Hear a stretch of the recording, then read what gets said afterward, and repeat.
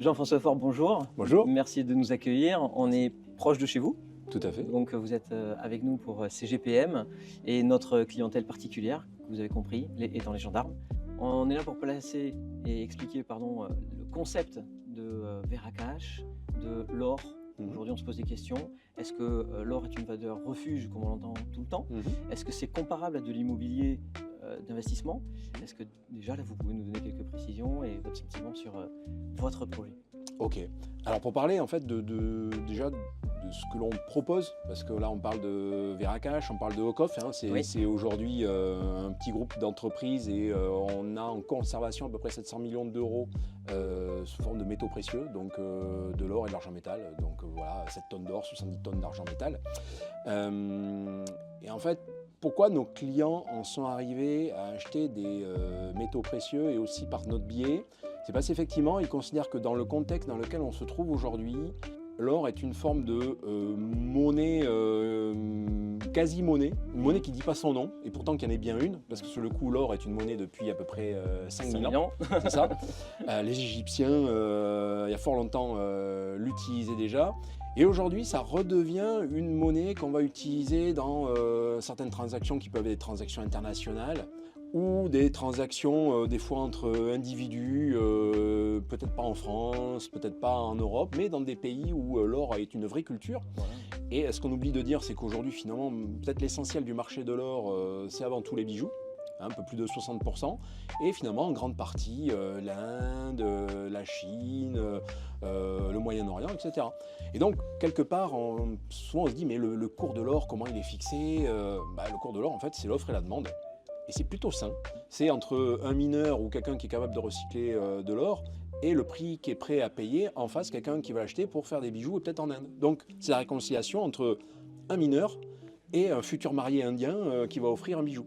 Et je dirais que c'est assez rassurant parce que finalement c'est de l'humain sur du besoin et de l'envie humaine. Alors évidemment autour de ça gravitent des problématiques de banque centrale, de stockage, de valeur de la monnaie. Si par exemple moi je veux me débarrasser de mon dollar parce que je suis une banque centrale chinoise ou une banque centrale... Et on entend parler. Exactement, et on entend parler. Et bien peut-être que l'or aujourd'hui qui a une cotation continue, alors modulo le week-end, mais globalement en continu vous avez une cotation qui est dans le top 3 des actifs les plus liquides au monde, après une paire de devises et puis les bons du trésor américain, qui fait que d'ailleurs que vous soyez au fin fond de l'Amazonie ou que vous soyez un trader à New York ou à Londres, le prix de l'or tout le monde le connaît. Et ça, on ne peut pas le dire nécessairement facilement pour tous les actifs. Le cours de l'or ne sera jamais négatif, comme on l'a vu par exemple sur le pétrole pendant le grand confinement, qui était à moins 30 $. C'est un truc de fou. Sur l'or, c'est impossible, puisqu'il y a toujours une nécessité marchande, et puis l'or, c'est un poids relativement faible par rapport à la valeur. C'est une densité qui est énorme. Et c'est imputrescible, vous pouvez le couler dans l'océan, vous revenez 400 ans après, et il est à peu près toujours la même forme. Donc voilà, l'or c'est quand même... pour l'or. Voilà, c'est un peu magique. Et comment on le compare à l'immobilier? Eh bien en fait c'est pas une comparaison, c'est vraiment deux alliés, c'est-à-dire que l'or ou l'immobilier vont peut-être potentiellement avoir besoin l'un de l'autre, mais je dirais même en fait que l'or tout seul n'a pas vraiment de sens, c'est-à-dire que on va pas avoir une épargne 100% or, ça n'a pas de sens. Au même titre que si on peut éviter d'avoir une épargne 100% euros ou 100% IMO, c'est mieux. Mais l'or il a une particularité, c'est que c'est un peu l'assurance incendie du reste de son patrimoine. Donc par définition, il faut le reste du patrimoine. Mais l'avantage de l'or comme assurance, c'est qu'autant, vous voyez, vous avez une assurance sur votre bien immobilier parce que s'il brûle, ben voilà, vous êtes remboursé. Si votre voiture elle est volée, elle est remboursée aussi. Mais ça, c'est à fond perdu.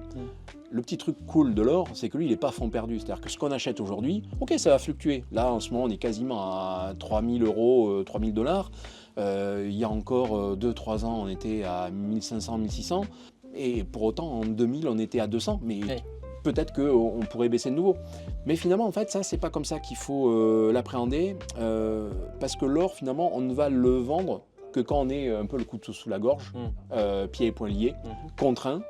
Et le bon aboutissement de l'or, c'est même pas de vendre, c'est de transmettre D'accord. C'est la génération suivante. Donc c'est vraiment une vision patrimoniale long terme. Totalement. Avec, familiale, patrimoniale long terme. Un investissement régulier. Oui, peut-être exactement. en DCA avec. Exactement. Pour ceux qui sont effectivement initiés à la notion de DCA, moi ce que je dis de manière très caricaturale, l'or, c'est un peu d'ailleurs comme les cryptos et ces choses sur lesquelles on ne connaît pas le cours avant, enfin 5 minutes après, on ne sait pas à quoi ça va ressembler. Ouais. Même si l'or se rapproche d'une devise, mais personne n'est capable de savoir le dollar ou la livre sterling à quoi elle va ressembler dans 5 minutes, ben l'or c'est pareil. Et donc quand on ne sait pas, qu'on n'est pas un spécialiste ou un expert, et quand bien même les experts ne sont pas non plus capables, sinon moi je serais ailleurs, ben le plus simple c'est de se dire, je dis à mes clients, ben vous achetez le 5 du mois à 5h de l'après-midi, et statistiquement, vous avez plus de chances que ça se passe bien que si vous y arriviez de manière émotive. Ah oui. Hein, c'est un peu comme souvent on dit, finalement un singe des fois serait plus savant à acheter certains actifs qu'un humain, parce que le singe lui, il va faire ça de manière complètement aléatoire, et des fois c'est plus porteur que de se dire ah oui mais attends là tout le monde s'y met donc il faut que j'y aille. Ah puis là ça vient de baisser, ah mais là il faut que je vende parce que sinon je risque de perdre plus. Mais là c'est peut-être déjà trop tard ou c'est pas en tout cas on les est bonnes perdant dans 80% des cas quand on agit de cette manière. Okay. Alors que si on agit de manière un petit peu régulière, bien tout simplement là on va suivre globalement la tendance. Et malheureusement, et je dis malheureusement parce que c'est signifiant d'autre chose, la tendance de l'or elle est haussière parce que tout simplement la tendance de nos monnaies est baissière. Et voilà, en fait c'est ça, c'est par les design, monnaies qui se ouais, par design, on a des monnaies qui sont des monnaies dettes, qui sont basées sur une croissance infinie. Et donc une croissance infinie dans un monde fini avec une forme d'hypothèque sur notre travail futur, puisque c'est finalement la règle de base de nos monnaies. Excusez-moi, mais c'est typiquement le dollar qui valait 35 dollars pour une once en 1971. Aujourd'hui, 3000 dollars pour une once. C'est ça. On en est là. Pour boucler en fait sur l'immobilier et l'or, en fait, ce sont deux classes d'actifs qui sont même sur des périmètres un petit peu opposés. C'est ça qui est vraiment génial, c'est que quand votre immobilier se fait un petit peu massacrer parce qu'on est dans une période peut-être de crise immobilière. Bon, alors, la crise immobilière, là, c'est souvent local. Donc, est-ce que l'or est porteur à ce moment-là? Oui, non. Bon, là, ça reste à vérifier. Mais en tout état de cause, si on est sur une zone, par exemple, je sais pas, une zone européenne qui serait par exemple en déflation, donc qui dit déflation, ben, on attend que demain, ça soit moins cher. En train d'anticiper les peut-être mois à venir, là, par hasard. Disons que, voilà, déjà, on sort de l'inflation, là, et on va essayer un peu de digérer tout ça. Mais la déflation, si on a été un petit peu trop fort sur les outils qu'on a pu utiliser, ça peut vite se produire. Et voilà, et donc typiquement l'or lui serait plutôt aussi porteur dans ce genre de tendance quand à ce moment-là l'immobilier lui se pétrifie. Ouais. Voilà, donc alors c'est vrai que nous en ce moment en France on est sur une période un peu immobilière, un petit peu attentiste. Dans le secteur immobilier même les professionnels souffrent pas mal. Donc là typiquement en ce moment, même un acteur professionnel qui aurait de l'or, il pourrait peut-être passer une passe difficile parce qu'il pourrait la revendre avec des belles plus-values. Bon, là, c'est un effet d'aubaine parce que l'or est élevé, qu'il en profite. Mais peut-être qu'il y aurait eu d'autres périodes, parce que là, on parle de local, on parle de la France, où ça n'aurait pas pu peut-être s'exercer. Mais en tout état de cause, quand votre or, vous pouvez l'exercer, exercez-le. Si vraiment vous êtes un peu contraint et forcé. Alors, hors papier, hors physique, ça c'est aussi une des préoccupations. Est-ce que je le détiens à la maison? Est-ce que je le fais garder dans des coffres? Oui, bien sûr. Je ne vais pas m'embêter, je vais l'acheter directement par un ETF? Bien sûr. Alors, mais comment dire, nous tous, on commence à être vraiment digitaux, plus ou moins natifs, ou si on n'est pas natif, en tout cas, notre clientèle, voilà, mais en tout cas on l'apprend. Et là, ce qu'il faut se dire, c'est que ce n'est pas parce qu'un ETF c'est pratique, c'est digital, etc. Posez la question, pourquoi j'achète un ETF? J'achète un ETF, effectivement oui, parce que c'est pratique, mais j'ai peut-être vocation à l'acheter maintenant, le revendre ce soir ou le revendre demain. En fait, il y a une notion d'immédiateté, il y a une notion peut-être d'instantanéité ou d'actifs que l'on suit de manière très spécifique et sur lesquels on va avoir le minimum de frais, parce que ce qu'on achète le matin sur des grandes quantités, si on veut le revendre le soir, il faut effectivement qu'on ait le minimum de frais dessus. Donc l'ETF, ça a du sens dans ce cas-là. Mais si à contrario, on est dans cette logique plus sécuritaire, j'achète pour le moyen long terme, j'achète pour la transmission, donc une vraie logique d'épargne, de précaution, etc. Là, il y a la problématique de la contrepartie. Et là, j'en reviens en 2008. 2008, certaines banques ont fait faillite. Imaginons que ces banques étaient les émettrices de ces ETF, même or. Aujourd'hui, un ETF or n'a jamais une contrepartie de 100%. On n'est pas quand même sur Veracash, c'est pas un ETF, hein, c'est vraiment du pur physique.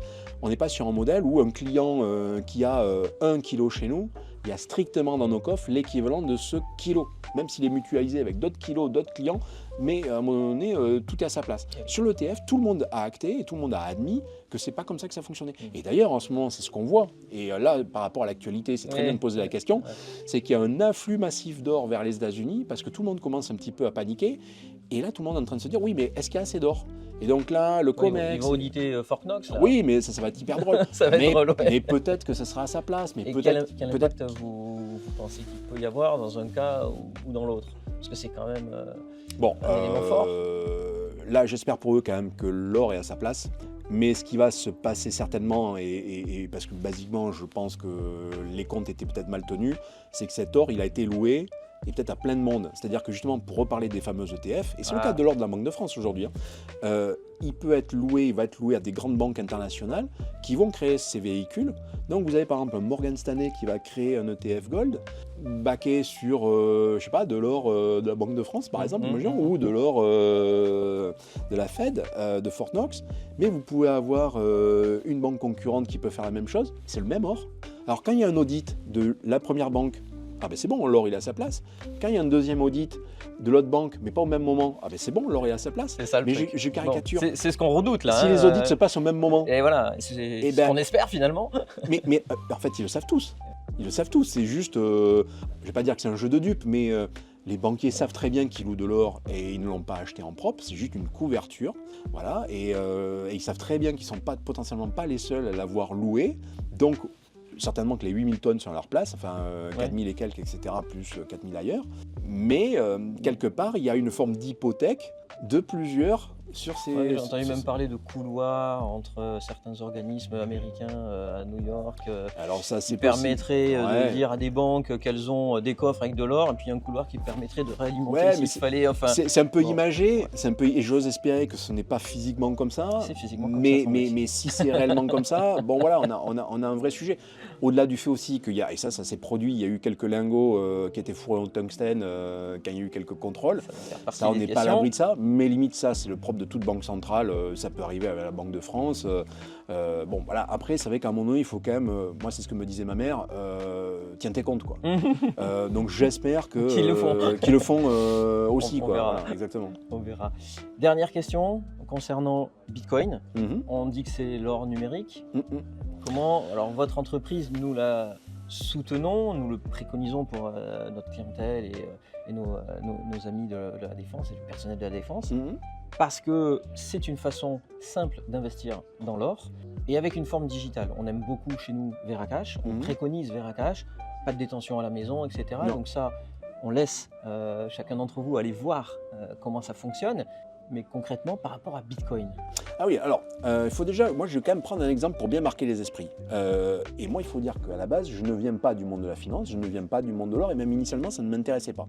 Sauf qu'à un moment donné, je me suis retrouvé dans la posture à vouloir en acheter pour sécuriser une partie de la trésor de mon entreprise de l'époque. Donc c'est même pas à titre personnel, c'était vraiment dans une logique de diversification pour l'entreprise en cas de coup dur, parce que j'étais sur une entreprise plutôt bas de bilan, où c'est la première ligne de dépenses qui est coupée quand il se passe quelque chose de grave. Bon, le grave en question s'est passé en 2008 et il s'est passé ce que j'avais prévu pour le compte de ma boîte, c'est qu'en 24 heures, j'ai perdu 30% de mon chiffre d'affaires.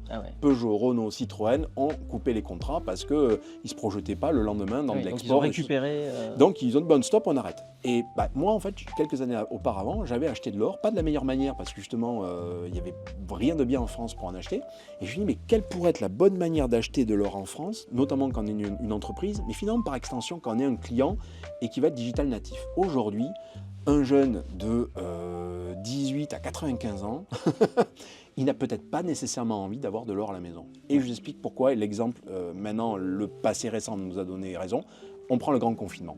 Le grand confinement, c'était quelque chose d'imprévu, mais qui s'est produit. Voilà, donc ça s'appelle un Black Swan. Tout le monde s'est retrouvé fermé à la maison. Le seul truc qu'on pouvait faire, c'était des crêpes. Et donc, si vous aviez de l'or à la maison, vous en faisiez quoi? On le revendait à qui? On les mettait dans les crêpes. On le mettait dans la crêpe. Non mais limite, je préfère mettre de la farine. Donc en fait, il ne servait à rien. Parce que les boutiques de rachat d'or, elles étaient toutes fermées. Ou si elles opéraient, c'était sous le manteau, mais enfin bon, c'était pas légal. Les banques, pour avoir testé ça avec ma propre banque, on pouvait échanger avec son banquier en passant par la petite fente par laquelle on passe du courrier. Ça, je l'ai vécu. Donc encore moins pouvoir aller dans sa chambre forte. Donc son or, il est bien en bas, dans la chambre forte. Sauf qu'on ne peut pas y accéder parce qu'il est bloqué. Sauf que c'est le moment où potentiellement on avait besoin d'en vendre. Et on ne pouvait pas. Moi, tous les clients de Haut-Coffre ou de Veracash, ben là, c'est le moment où la vie, elle était cool pour eux. Ils achetaient, ils vendaient. Les clients de Veracash, qui eux, sur le coup, ont un instrument de paiement qui est une Mastercard qui leur permet de payer, eux, ils faisaient carrément leurs courses avec leur or. Voilà. Donc, ils allaient à Auchan, Carrefour. Et ils achètent les produits du quotidien voilà, sans problème. Et le caissier n'était pas stressé. De toute façon, lui, c'était des euros qui touchaient. Bon, voilà, c'était une manière. C'est pour ça que moi, j'ai créé ces différents outils. Haut-Coffre d'abord en 2009 et Veracash ensuite en 2012.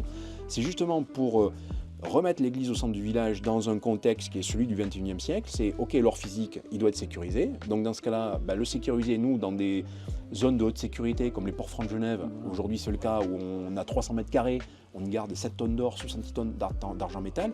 Je dirais que c'est un niveau de sécurité qui n'est pas à la portée d'un particulier qui, lui, va avoir à garder 10 Napoléons. Donc nous, ça nous permet de mutualiser quelque chose qui est impossible à l'échelle d'un particulier, avec tous les audits qui vont bien, parce que, OK, vous gardez votre or à la maison, mais... Ça fait partie aussi des questions. Hein. Mais oui, mais vous... Et qu'est-ce qui nous garantit que vous avez bien notre or qui est stocké? Alors, vous devez entendre 100 fois cette question. Mais évidemment, et la première question qui m'a été posée de la part d'un client en 2009, ça a été ça. Alors c'est vrai qu'à cette époque-là, c'était un peu plus compliqué de donner les bons arguments parce que je commençais, mais aujourd'hui, déjà on a 15 ans de track record, on est une société avec commissaire aux comptes, on est ISO 9001, on est audité tous les 6 mois par des auditeurs externes, dont c'est le métier. Donc ils viennent dans nos coffres et qui comparent les registres électroniques avec la matérialité physique. On ouvre toutes les armoires. Dedans, il y a des albums, c'est un peu les albums numismatiques pour ceux qui font de la collection de timbres ou de monnaie. Voilà, c'est des gros albums comme ça de 500 pièces. Je claque, on ouvre dedans, il y a des planches avec des pièces qui sont dans des étuis et chaque pièce est numérotée. Et en fait, ça c'est le game changer. Et d'ailleurs, il n'y a pas de concurrent qui fait la même chose parce que c'est vraiment un boulot de malade. Mais nous, dès la première pièce qui est rentrée dans le système, elle a été numérotée et prise en photo. Ce qui fait que quand on achète une pièce, notamment par le biais de Haut-Coffre, c'est une pièce qui a son individualité. Elle est ségrégée par rapport aux autres. Et donc on a sa traçabilité, on sait qu'à telle date elle a été la propriété de monsieur un tel. Alors il ne bouge pas.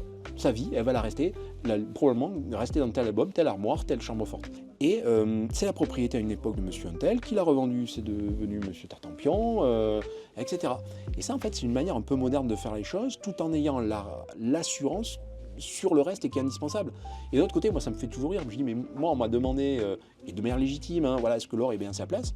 Mais est-ce que vous avez demandé à votre banquier? Est-ce que mes euros ils sont bien à leur place? C'est ça. Mais on sait tous que c'est pas le cas, parce que quand on signe un contrat d'entrée en relation avec une banque, en fait on devient une forme de créancier, et donc votre argent de toute manière n'est plus votre argent. Il vous rendra s'il veut bien. Et s'il peut. Et s'il peut. S'il peut. Hein, les fameuses assurances vie où des fois il y a un peu de délai pour les débloquer. L'or aujourd'hui, moi ce que je dis à mes clients, moi franchement, mais partez tous en même temps, faites un bank run chez nous. Nous, chez Haut-Coffre, on est plus riche après. Cantona qui proposait ça il y a en 2008, vous vous souvenez, non? Il voulait absolument faire effondrer le système bancaire. Oui, mais et il dit à tout le monde... Mais on n'a pas envie que le système bancaire s'effondre parce que les résultantes le modèle bancaire mondial fait qu'une banque peut être en bonne santé la veille, mais réellement en bonne santé, et le lendemain, parce que quelque chose a basculé, elle est morte. C'est ce qui s'est passé pour une banque californienne il y a un peu plus de 1 an. Alors c'était pas FTX, c'était STB, enfin c'était la Silicon Valley Bank. Voilà. Et bon bref, et c'était une banque qui tenait la route. Mais sauf en fait, les externalités ont fait que son modèle économique n'était plus viable en quelques heures. C'est vrai. Et ça donc peut arriver. Vous êtes un rempart, finalement, là, à ce type de situation. C'est pas mal, parce que ça me permet de boucler sur le sujet que finalement l'or c'est un bouclier en fait. Et ce bouclier, on n'est pas toujours à se balader dans la rue avec son bouclier et son épée. Donc à un moment donné, le bouclier, on peut le reposer au-dessus de la cheminée. C'est ce qui s'est passé courant 2013 après la crise de l'euro. La crise de l'euro était finie. Bon, c'est bon, on remet le bouclier à sa place et on verra plus tard. Bon, 2016, il y a eu le Brexit, plein de choses qui sont apparues après. À partir de 2019, crise sino-américaine. Après tout ça, on l'oublie, il y a le coronavirus. Et puis après, boum, en suivant, maintenant, il y a un sujet tous les 6 mois. Et puis maintenant, c'est popcorn tous les jours. Il y a tous les jours une actu qui fait que l'or est sous pression. Et donc, pour revenir quand même à Bitcoin, parce que vous avez posé une question et je ne voulais surtout pas l'éluder, surtout qu'on a une autre activité, nous, crypto. Moi, c'est en fait, c'est un actif dans lequel je crois, et je parle de Bitcoin, je ne parle pas nécessairement du reste, dans la logique où déjà les systèmes monétaires, c'est bien quand il y en a plusieurs. Donc aujourd'hui, bon voilà, on est un système monétaire euro, dollar, machin, etc. L'or est un système monétaire à part entière. Et le Bitcoin est probablement le système monétaire de demain pour une partie des activités, ou en tout cas on peut le penser. Et donc se dire, est-ce que je fais date en commençant à me positionner sur quelque chose qui statistiquement, et plus on avance, plus statistiquement, je pense qu'on remonte dans les possibilités, peut être une monnaie solide de demain. Ça reste un pari, mais justement c'est un modèle qui est plutôt décentralisé. Aujourd'hui les gens recherchent cette forme de liberté pour s'affranchir d'un joug un peu monétaire, un peu particulier. Tant Bitcoin que l'or, on est sur un périmètre fermé, ce qui veut dire que par rapport à un contexte, notamment je dirais même sur l'environnement, où aujourd'hui tout est en surchauffe parce qu'on a une monnaie, plus on en produit, plus on peut produire de choses, mais avec des choses qui viennent à mon nez du sol. Hein. Ouais. Si vous êtes sur une forme de contrainte parce que vous n'avez pas assez de monnaie pour bâtir un nouveau projet ou extraire quelque chose quelque part, etc., eh bien, votre monde il va aller un peu plus lentement. Mais est-ce qu'il ne faut pas qu'on se rende dans un monde qui va un tout petit peu plus lentement ? Aller lentement ne veut pas aller, aller en arrière, et ne veut pas dire non plus ne pas aller sûrement vers quelque chose. Le 19e siècle, c'était les talents or, le bimétallisme or et argent-métal. Est-ce qu'on n'a pas eu des industries qui fonctionnaient bien ? Est-ce qu'on n'a pas été créatif ? Le 19e était une époque florissante. Sauf qu'on n'allait pas au-delà de ce qu'on était capable de faire. Je prends la guerre de 14-18. Si on était strictement resté sur un modèle des talents or, la guerre s'arrêtait en 1916. On s'évitait la moitié des morts. Et en fait, quelque part, tous ces morts supplémentaires, ils ont été payés à crédit. On a emprunté, je caricature parce que c'est pas le cas, je dis c'est pas le cas dans le sens où on n'a pas payé pour avoir des morts en plus. Ces bombes qu'on a achetées, elles, vraiment à crédit, elles ont fait des morts. Elles ont vraiment fait des morts. C'est vrai. Donc aujourd'hui, c'est pas une guerre entre pays, quoique peut-être demain, mais aujourd'hui, c'est peut-être une guerre contre le contexte environnemental dans lequel on se trouve, qui est de regarder pour X raisons, on est dedans, on n'est pas dedans, je ne sais pas, mais en tout état de cause, il y a un contexte. Et ce contexte, l'humain doit y trouver des solutions, parce que c'est le seul qui est capable de modéliser qu'il y a un problème. Bon, ces solutions, aujourd'hui, ce n'est pas nos monnaies qui vont nous les apporter toutes. Non, clairement pas. En fait, elles nous envoient même dans le sens inverse, parce qu'elles nous font qu'aller encore plus vite dans la mauvaise direction. Quoi qu'on veuille, parce que même par design, tel que l'on fonctionne aujourd'hui, humainement, c'est comme ça qu'on raisonne. Et c'est très mauvais, quoi. Donc l'or et même les cryptos ne vont pas dans cette logique. Mais c'est comme si on avait un même objectif, qui est une forme de même sommet, mais on passe par des routes différentes. C'est pour ça que Bitcoin et or... Forme de diversification, Oui, totalement. C'est la diversification de la diversification. On n'achète pas du tout aujourd'hui de la crypto, du Bitcoin, pour les mêmes raisons que l'or, parce que l'or aujourd'hui va vous sécuriser pour le moment pour les impacts économiques, géopolitiques de demain. Quand je dis demain, c'est peut-être demain. Réellement. Voilà, réellement. Bitcoin, lui, aujourd'hui, il est encore immature, très volatile, à se chercher. Un coup, il est lié. Il commence quand même à être bien adopté. Oui, mais bien sûr. Entre les ETF. Mais clairement, mais aujourd'hui, il y a tous les outils qui permettent de l'adopter. Il y a plein d'outils qui permettent de l'appréhender de manière simple sans que ça soit simpliste. Nous, par exemple, sur Cryptcool, qui est notre activité crypto, c'est exactement ce qu'on fait. On propose que Bitcoin et Ethereum et le Vera1, qui est notre stablecoin or. Parce que les autres, on se dit, ça n'a pas grande utilité. Et puis là, vous maîtrisez totalement la chaîne. Donc là, il n'y a pas d'inquiétude de savoir s'il y a plus de grammes ou pas dans les réserves. C'est ça. Et puis même sur les cryptos, les deux premières, j'ai cité Bitcoin et Ethereum, il y a un vrai recul, c'est des vraies blockchains, il y a une vraie communauté, il y a un vrai besoin, il y a quelque part presque un vrai business model derrière. Il y a l'analogie aussi entre l'or et l'argent, avec Ethereum qui serait l'argent utile c'est un peu ça. Et Bitcoin qui serait l'or. Ouais, clairement. D'ailleurs, c'est souvent pour ça qu'on emploie comme image pour les représenter une pièce en or et une pièce en argent.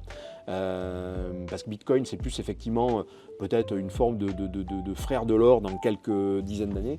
alors qu'Ethereum, c'est plus un outil industriel, au même titre que l'argent, c'est industriel avant tout. Ce n'est plus la monnaie du 19e siècle. Donc voilà, aujourd'hui une belle complémentarité, mais encore des chemins bien différents à écrire, et peut-être qu'ils se rejoindront au sommet de la montagne, pour le meilleur ou pour le pire. En tout état de cause, à minima, l'or, il sera là, ça j'en suis absolument convaincu. Pour les 5000 prochaines années. Oui, exactement. Bon, en tout cas, on espère que ça vous a plu. Merci encore Jean-François Faure pour votre intervention, ça a été très enrichissant. J'espère que ça vous aura plu, puis je vous dis à très bientôt.